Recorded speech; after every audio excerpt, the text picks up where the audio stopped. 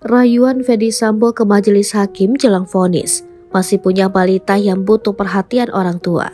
Terdakwa Ferdy Sambo dalam nota pembelaan atau pledoi mengungkapkan kondisi keluarganya yang masih membutuhkannya di rumah saat dirinya dan sang istri berada dalam tahanan menjalani sidang hingga menunggu vonis. Anak-anak mereka harus menjalani hari-hari tanpa kasih sayang kedua orang tuanya. Terlebih anak bungsu mereka yang masih balita dan tentunya membutuhkan perhatian khusus dari orang tuanya.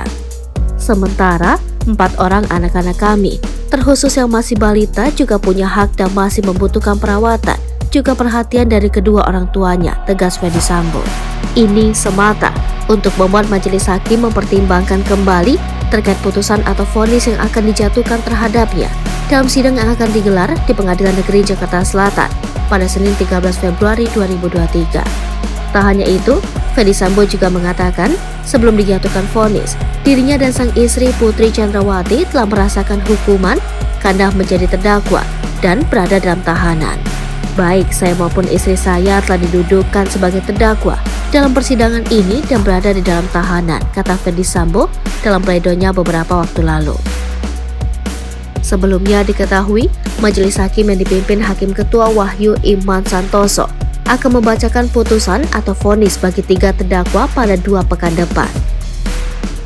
Para terdakwa itu adalah Ferdy Sambo, Ricky Rizal, dan Kuat Ma'ruf. Khusus Ferdy Sambo sebagai pelaku utama atau aktor intelektual dalam kasus ini, majelis hakim menjadwalkan sidang vonis digelar pada Senin 13 Februari 2023.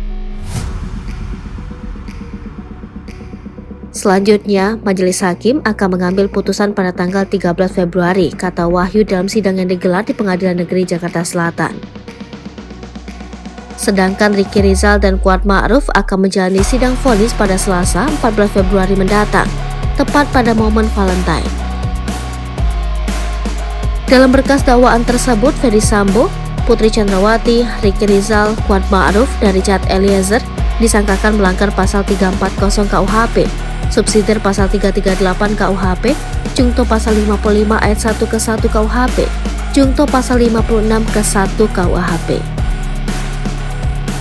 Sedangkan untuk kasus obstruction of justice, Ferdy Sambo, Hendra Kurniawan, Agus Nurpatria, Baikuni Wibowo, Arif Rahman, Cuk Putranto, dan Irfan Widianto dijerat pasal 49, jungto pasal 33, dan atau pasal 48 ayat 1, jungto pasal 32 ayat 1, nomor 19 tahun 2016 Undang-Undang ITE.